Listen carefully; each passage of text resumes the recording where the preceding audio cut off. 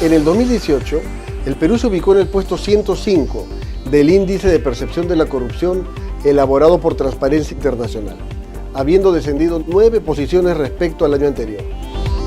Las Naciones Unidas describen a la corrupción como uno de los mayores impedimentos para lograr los Objetivos de Desarrollo Sostenible 2030, que incluyen, por ejemplo, la eliminación de la pobreza y el hambre, así como la mejora de la educación, el bienestar y la infraestructura. Soy Marcel Ramírez Latorre y hoy conversaremos sobre los costos de la corrupción en espacio público.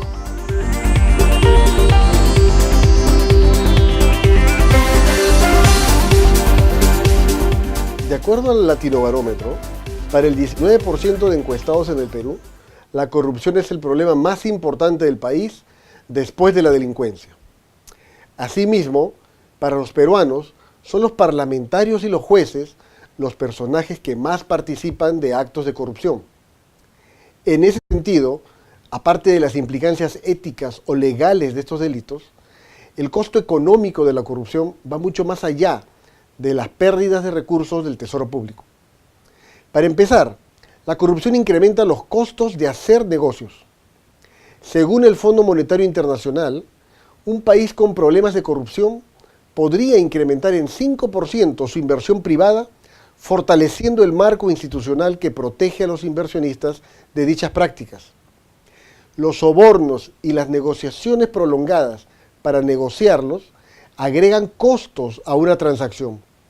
Por ejemplo, el Foro Económico Mundial estima que la corrupción aumenta el costo de hacer negocios hasta en 10% en promedio. A nivel macro, la corrupción distorsiona los mecanismos del mercado, como por ejemplo la competencia justa, y disuade inversiones nacionales y extranjeras, restringiendo asimismo el crecimiento y futuras oportunidades de negocio. La corrupción lleva al uso ineficiente de los recursos públicos.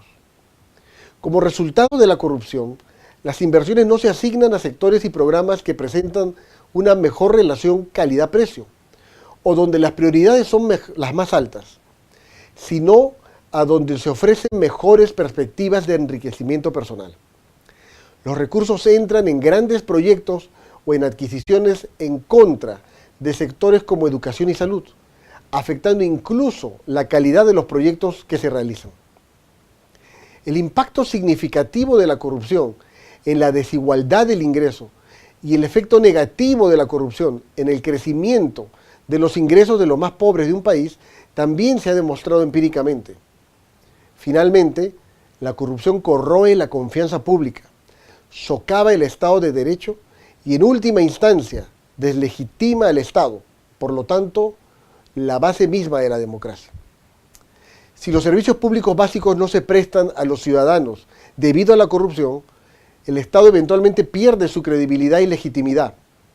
El círculo vicioso de baja cultura de la legalidad, corrupción, impunidad, desconfianza social es el que está atrapando a muchas sociedades. La confianza social e institucional, lejos de ser algo coyuntural, se construye a largo plazo y demanda no solo condiciones macrocontextuales propicias como la eficacia de gobierno, sino también una mayor equidad que permita forjar la idea de un destino colectivo. Así, por ejemplo, entre las acciones orientadas a combatir la corrupción, deben considerarse medidas que busquen aumentar tanto la confianza interpersonal como la confianza hacia las instituciones. Asimismo, las estrategias deben considerar tanto a autoridades, servidores públicos, organismos no gubernamentales, sector empresarial, sociedad civil organizada, medios de comunicación, entre otros.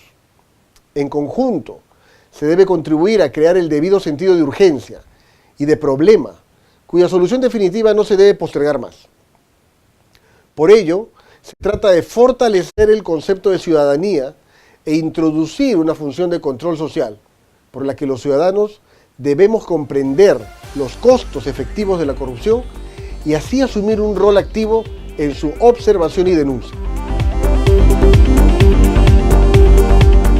Según un reciente informe del Fondo Monetario Internacional, la existencia de la corrupción implica una menor inversión pública en educación y salud, siendo un problema especialmente grave en países de menor desarrollo. El problema es complejo, ya que mientras más extendida sea la corrupción, más difícil es de erradicar.